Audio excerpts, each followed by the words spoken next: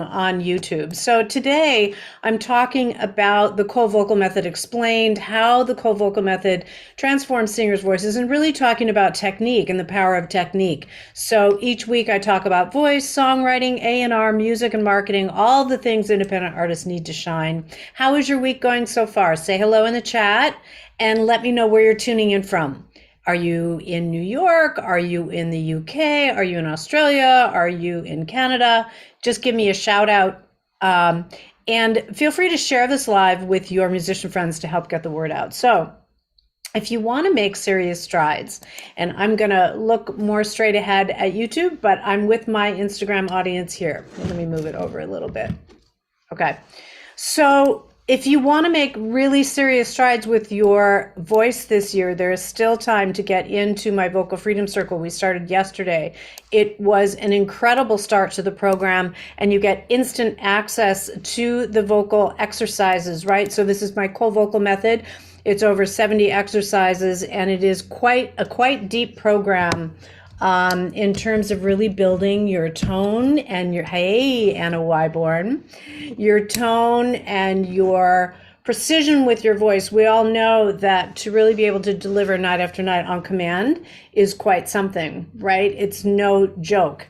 And to be able to do so with precision, time and time again, your voice not burning out is probably the main issue that most singers have, right? So we're going to talk about that today. I'm going to talk about how this method in particular works, the science and biomechanics behind it, and how it can really help your voice, and again, why it's important. But I'm going to go through sort of the more scientific biomechanical aspects of this technique and why it's so brilliant. So the co-vocal method is a complete vocal method that builds a strong and resilient and resonant and healthy professional singing voice. And the method dramatically improves the production and performance of the singing voice and builds an award-winning professional voice. So it's based in vocal science and biomechanics, built over almost 100 years in development.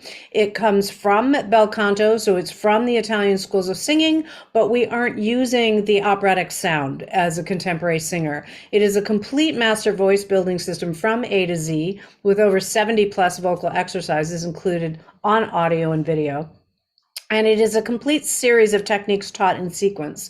So the method is designed into 20-minute, highly impactful practice sessions that singers execute in sequence, alternating specific exercises that build their singing voice. And really in half the time of most other vocal techniques, the initial foundational method is comprised of a warm-up set. And inside this system is also biomechanical, very specific exercises targeted at the mechanical voice to actually improve the production, like an athlete, like a singer would go, or an athlete would go and train with an Olympic coach. This is a singer would go and train with a trainer like myself, who really is going to improve the tonality and the range and the tone, the overtone series, the legato line, all of these pieces of the voice that allow the singer to sing with less pressure and tension, less wear and tear on the voice, and more resilience and more range and more ability, right? So the co-vocal method enhances the natural voice of the singer, doesn't take away style, but rather strengthens the biomechanics of the physical instrument, right? Just like a physical athlete would improve the physical strength and stamina in training. The singer trains to have peak performance, to perform at peak performance, right? And so first, let me explain a little bit by how it works, about how it works, and how it can really help your voice. So very often I hear singers, well, all day long, I'm listening to singers' voices, right? And I've been doing that for 38 years based out of my studio here in New York City. So very often I'm listening to a singer and I can tell whether they've trained or not. I can hear, or more importantly, whether the fullness of the voice is built out, whether the foundation is built and then the layers on top of that are built. So very often I hear pieces that are missing, right? Like, oh, that singer really hasn't done the mechanical work. I can hear that the larynx is a little bit unstable. I can hear that um, the uh, the resonance and the tone isn't really built out yet, right? That the quality, the singer isn't really sitting in their top quality yet. And the range could be developed more. And again, I'm hearing a lot, like as a voice coach, I'm really hearing the muscles. So I can close my eyes and I can hear what muscles the voice is using, what that, if the singer is overusing the jaw, overusing the tongue, overusing the back of the neck. A lot of singers grab the back of the neck, and we'll talk about that. Whether they have a lot of tension in the throat muscles, whether they're carrying a lot of tension, or whether they're just a lack of support, right? So I can just close my eyes, not look at the singer. I can listen to the sound, and I can detail exactly what is off or what's going on. If I hear a nasality, I can pretty much figure out where that's coming from. Generally, it's coming from a high tongue, but there can be other things that interfere with that. And from teaching for a really, really long time as a technique teacher, you can really hear with this kind of a deep technique, you can really hear the difference when someone trains and when they don't, and you can hear what's off. And the thing is, when you work on your voice, your audience hears it. When you don't work on your voice, your audience hears it. So either way, your audience hears whether you're working on your voice or not working on your voice. They won't know that intellectually, but they can pick up on the quality of the voice. Music listeners are connoisseurs of music, right?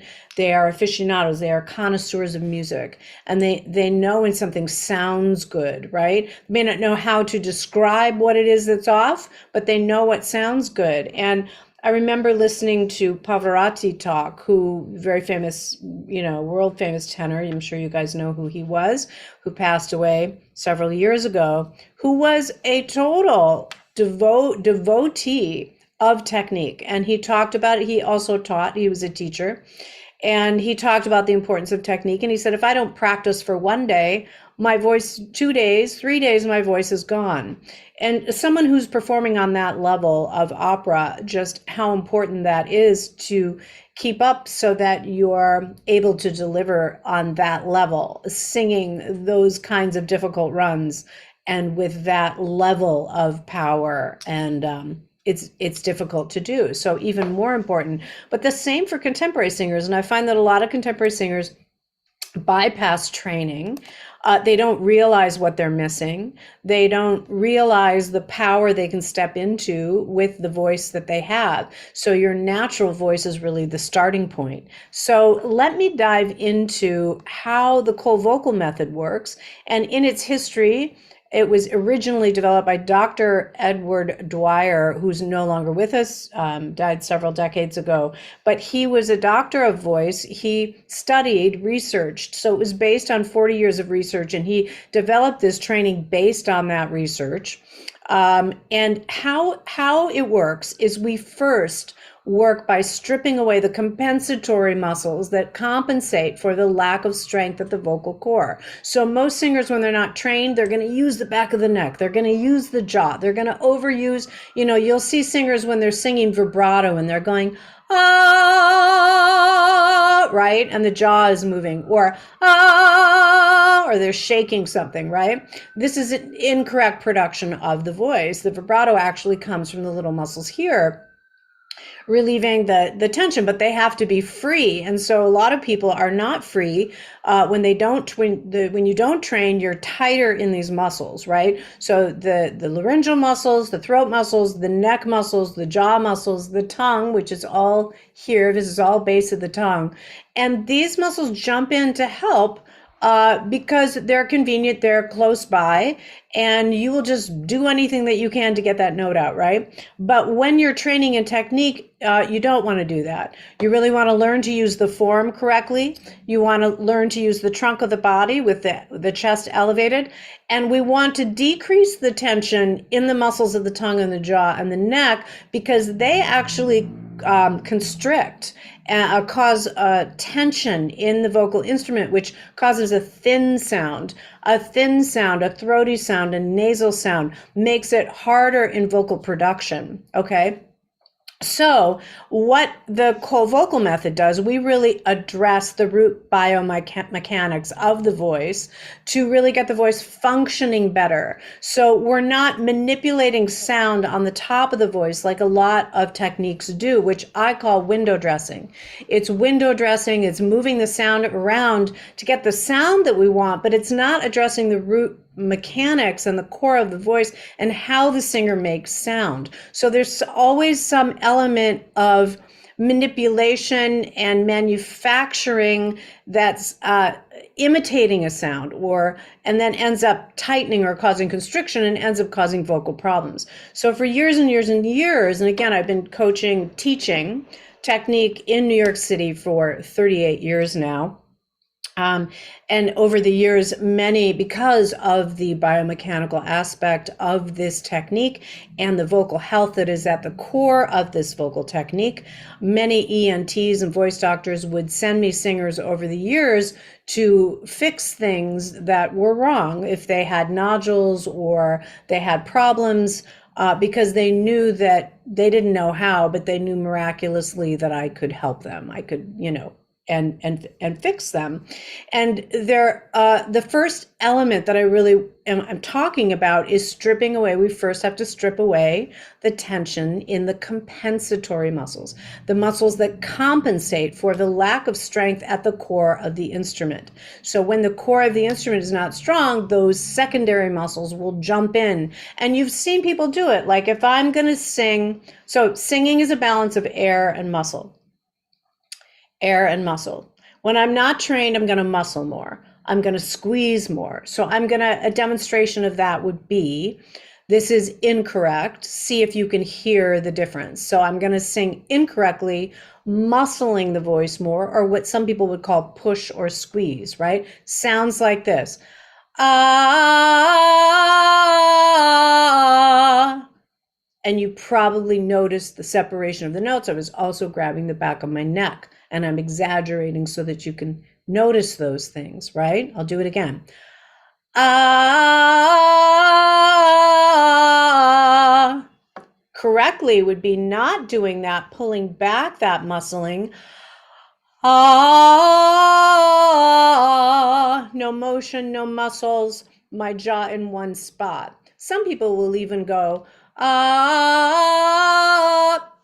and move the jaw and move things around, right? But when you're singing more correctly, we're not squeezing muscle to get the notes out. We are pulling back on that muscle. I'm not adding, tension in those extra muscles. I'm sitting back and my chest is more raised, my head is back over the body, and I'm singing more freely, right? And that's what comes from training, because the muscles that jump in to help when you don't know what you're doing, you don't know your instrument, right? How your instrument works.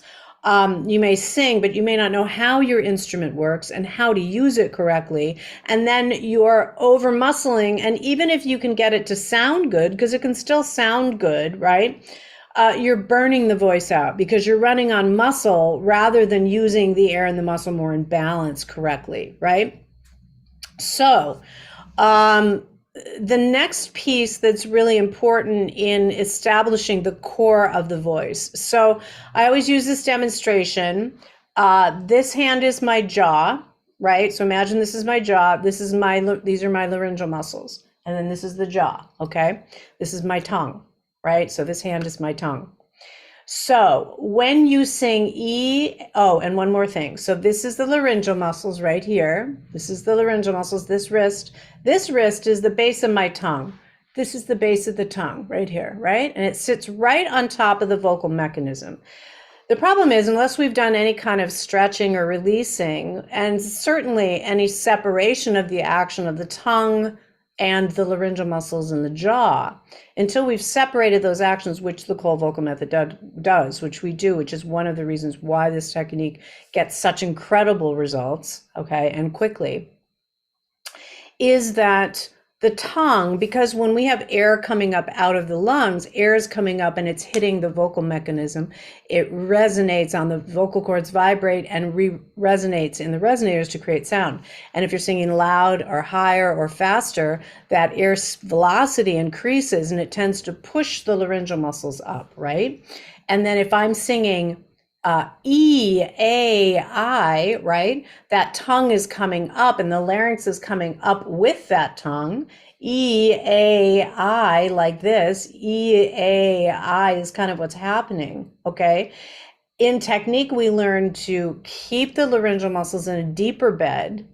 We keep the tongue sitting here. We're in the technique in particular, we're holding the jaw down. I'm asking you to keep your tongue touching the inside of the lower lip, ka, which looks a lot easier than it actually is. My voice is trained to do that. What happens when I have you keep your tongue out here is the tongue doesn't pull back in this way. It has to go this way. And when it goes this way, what happens? The base of the tongue then, because I'm holding the jaw down, separates from the laryngeal muscles. Why is that so important? Well, have you ever sang and felt choked, right? And felt like there's no room here and just tight? That's because your laryngeal muscles and your tongue are too glued together, right? And they're muscles, just like in yoga, when we stretch muscles, we have to stretch them out to decrease the tension. The same happens in the singing voice. And singers who have sung for a long period of time and have never done a technique like this, the vocal muscles tend to get pushed up, and there's like a lack of what I would call stability in the voice, a lack of a rootedness. You know, the voice is a little bit unstable because the laryngeal muscles are sitting up too high. So in my Singer's Gift warm-up, which is part 1 of the cold vocal method, we start this process of starting to lengthen and drop the laryngeal muscles and get rid of tension in the throat muscles, in the neck, in the tongue, and in the jaw. We start that process in the technique so that we can start to separate the action. And why is that so important? Because when you sing an E or an A or an I, the tongue goes really high. And in an undeveloped singer, it's going to pull the laryngeal muscles up out of position, right? When it pulls it up out of position, then it's unstable. We can't reach high notes. We don't have any belt. We don't have any power, and we're choked, right? Because those muscles are getting pushed up. Yes, and I explain it. Yes, the visible explanation is really important, right? So one of the things I wanted to also say is I taught up at Columbia University in front of the New York Singing Teachers Association. I was on the board of directors, and here I am, a pop vocal instructor, but I'm trained in operatic techniques, not in opera, in operatic techniques, because we use the technique because they're the best techniques and they get the best result. So I'm teaching up at Columbia University. They asked me to come teach in front of all the opera teachers and all the musical theater teachers in New York City, the finest of the finest. There they were.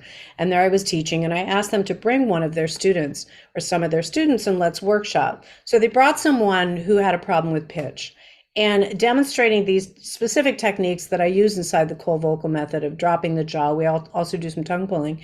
As I was doing this particular method, I was able to correct the pitch problems right on the spot, right? And the whole room gasped, just like a audible gasp, right?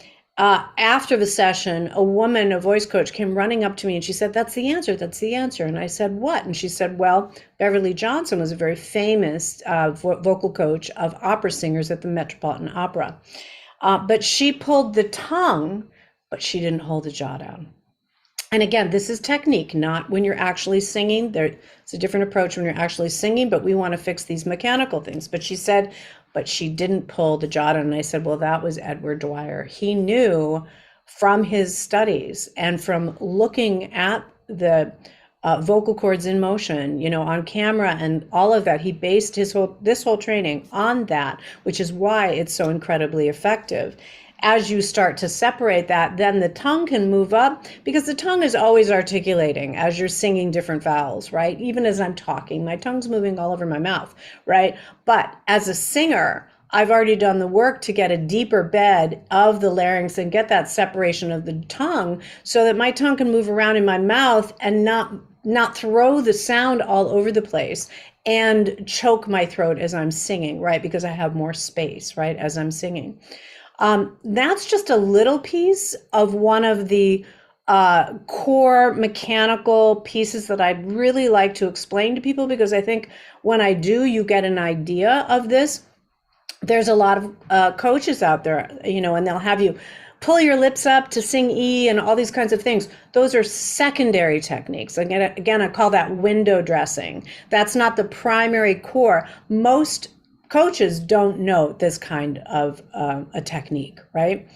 And so, here's the thing, because all singers over time, if they don't address the core of the voice and the core mechanics of the voice, will have vocal problems, because there is a natural wear and tear of the singing voice from singing professionally night after night, or from singing a lot, right? And the voice eventually breaks down until we really learn how to use it. And we want to be preventative. We don't want that to happen at a critical time. Look at Adele, right? So she didn't have the right training underneath her, and she became famous, and because she has this incredible voice, but she wasn't singing correctly, and so she had a hemorrhage and had vocal problems and had to cancel the entire tour just at the peak moment of becoming famous. You can't even imagine how much money was lost, and the total panic and fear and stress and embarrassment because your voice isn't holding up, right? So we really want to be preventative. We want to do that ahead of time. And the other piece that I will mention that's extremely important, that's also in this technique, because it has health in the foundation. And get your questions ready. I'm going to try to field them both on YouTube and on, let me see if I can see the questions. Can somebody chat me on YouTube? Okay, I see the chat here. Is there anybody on YouTube? Hey, everyone. Can you hear me? I'll see if anybody's over there. And those of you who are on Instagram, you can put in the comments. But get your questions ready, because I want to answer them. But one of the other really important core things is the conditioning of the voice. I think, again, most vocal methods, and we're starting a vocal coach certification program in June for those of you that are vocal coaches or are interested in being one and really learning the method. And the Vocal Freedom Circle is the prerequisite. You have to have taken that program, which we just started yesterday. There's still time to get into the Vocal Freedom Circle, where you learn the basic method, the base of the method. You're learning part 1, which is the warm-up, part 2, which is the conditioning and therapy, part 3 is the voice building, and part 4 is the fundamentals. And you get all of those exercises, you take them with you when you go, and they're on audio and video. But the second piece that I really want to talk about is part 2, which is the conditioning exercises. So because singers are always fighting inflammation, so when you sing, Dr. Peek Woo, who's a very famous otolaryngologist here and surgeon, he talks about the amount of pressure that the voice should feel, that you should feel in your voice, is equivalent to, imagine this is a straw standing up on my hand, and there's 2 inches of water inside that straw. So imagine the weight of the 2 inches of water. That weight of 2 inches of water is the amount of pressure that you should feel here, which is nothing, like, ah, right? But most people are like, ah, ah, right? They're using these muscles instead of, ah, right? And you just need to learn how to use the voice correctly. I had to learn too, right? It's not inherent. It's not innate. It's something that needs to be trained, just like an athlete needs to be trained. Once you learn it, you can do it too. But those 2 inches of water is really what you should feel in terms of pressure when you're singing, right? And that the impact of a 45-minute set or an hour set of performance for a singer is equivalent to a 2-hour football game, the impact of a 2-hour football game on a linebacker, right? So it's a lot of wear and tear. And so singers are always fighting inflammation. So the voice swells as you sing. There's just inflammation. That's just what happens. And the less technique you have, the more it swells, right? That's why sometimes it might take a day even for some singers to recover, but that's not healthy because that's going to build up over time. And the second part of the cold vocal method really has that those exercises that take that inflammation down that night so that you're keeping a healthier voice as you're going, right? So you're not accumulating that tension, which eventually leads to vocal problems, can lead to a hemorrhage, can lead to nodules or that kind of thing. So as you're learning this technique, you will be preserving the health of your voice and the longevity of your voice for your entire career. And then the third part is the voice building, where we really get into building the legato line in the overtone series. So that's more than I can really talk about today. And I'm going to go on, I think I'm going to go on IG Live again tomorrow. So maybe I'll get to that point then. But does anyone have any questions? So I see a question here on Instagram. Let me get over to YouTube in case anyone's there. What are the costs of the circle and the certificate? So it's there are different seats. So one of the seats is under $1,000. One of them is I think over 1,700 for the VIP seat, but it's under $1,000 for the regular seat, which comes with the full 12 classes with all 70 exercises, and there's a payment plan. So, and there's also deeper financing. So if you want to do deeper financing with Klarna, that you'll see at checkout, or PayPal credit, you can get it down to about $80 a month. And then you make your own arrangement with Klarna or with PayPal credit. If you're doing the payment plan with us, I think it's 150 something, $150 every 2 weeks or something like that. But take a look at it. I don't know when I'm going to run it again. It is a prerequisite for the vocal coach certification program, so you want to make sure to get in. And it is a phenomenal technique. I am just as passionate today teaching it, even more passionate today teaching it than I used, when I was first starting teaching. And I'll tell you why. Because not only did it change my voice, I had a good voice, I could always sing, I was a musician, I had good pitch, but I joined a rock band and I couldn't project. And I ran to training because I knew I was going to destroy my voice if I didn't learn how to sing correctly. And I'm so glad I did. And I went through a bunch of techniques before I found this technique finally. And the reason I get so excited is not only did it take me from a folky, breathy singer to an award-winning singer, standing ovations I got. I was on the Grammy ballots for Best Female Pop Vocal. I never thought that I would reach that level of singing. I was an average singer, right? So I witnessed for myself firsthand how this technique has transformed my voice. But the reason I get so excited is it's transformed thousands of the singers that I've taught. I've literally gone through that process with every singer that I've taught this method and just watched these results fly in. It really is incredible to those who really do it. And I've organized it now. So I've advanced the technique by adding some particular biodynamic elements to it. Stretches, specific vocal massages, and some other techniques.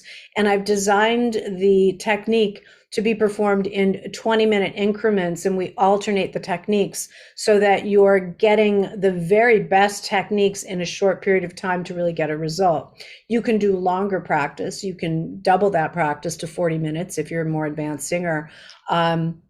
But either way, 20 minutes a day, 5 days a week is proven to give superior results over two 60-minute practices or two 45-minute practices. It's the hitting it every single day for 20 minutes that gets the results faster with this specific grouping of exercises. So I'm really excited for those of you that want to come and join. When you join right away, you can go watch week 1 that was yesterday and get the exercises and start diving in, and then join us next Wednesday. Anybody have any questions about technique that they want me to answer? I'm scrolling through on Instagram over here. Just let me know. I'm going to head out soon. Oh, good. I'm glad you can see me on YouTube. Yeah, we're going to be going live. I'll be doing both for a while, because occasionally I have an issue with my phone on Instagram, and I don't know what it is, but it's cutting out. So, and we also want to stream on more platforms. So this is our first time streaming in 2 places. Any questions, anybody, before I head out? Any questions on your voice? Thank you so much for joining me today. Thank you so much. Let's see if there's a question before I go. Just pop it over in the comments. Yes. Let me see if there were a question here. It's been a while. Oh, hi, Amy. I don't know if you're still here. from the UK. Good to see you. Oh, I'd love for you to do this technique, Amy. It would be incredible for your voice. Just incredible. Okay, well, no questions. Well, thank you so much to everybody for joining me today. I love popping on, and I'm going to hop on tomorrow at 2 p.m. So come and join me, and we'll have more conversations, and you can ask your questions then. Until then, have an amazing evening, a wildly creative evening, and believe in yourself. I'll see you soon. Bye.